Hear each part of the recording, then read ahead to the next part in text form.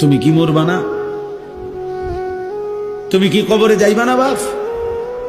এই পৃথিবীর কত রাজা বাদশাহ কবরে চলে গেছে, তুমি কি কোনোদিন কবরস্থান দেখো নাই? তুমি কারো জানাজা পড়ো নাই? তুমি কি কোনো মানুষের লাশ দেখো নাই? আমি 5 দিন আগে আমার জ্যাঠার সাথে কথা বলে আসছি, বাড়িতে খোঁজ খবর নিছি। 5 দিন পরে আমার জ্যাঠা মারা গেছে।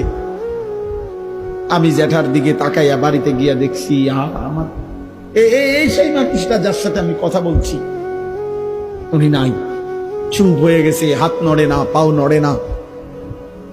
আমি জানাজা পড়াইছি আমার জ্যাঠার,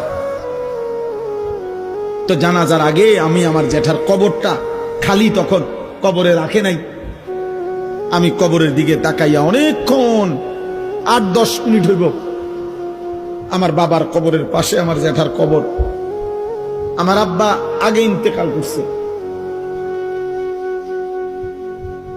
আমার জ্যাঠার কবরের দিকে তাকাইয়া অনেকক্ষণ খালি কবরের দিকে তাকাইয়া ছিলাম। তাকাইয়া আমার মনে হইল কবর যেন আমারে ডাক দিয়ে বলছে, আনিস,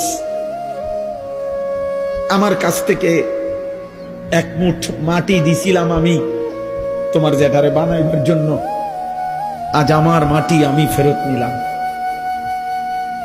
ওয়াফিহা নুঈদুকুম, নওজোয়ান, তোমার মাটি মাটির কাছে ফেরত চলে যাবে। তুমি মাটি ছাড়া আর কিছু না। তোমার এই চোখ, নাক, কান, হাত, পাও, হ্যাঁ, এটা চোখ, নাক, কান, মাটি, মাটি, ওই মাটির টুকরা। ওয়ালাকাদ খালাকনাল ইনসানা মিন সুলালাতিন মিন তিন।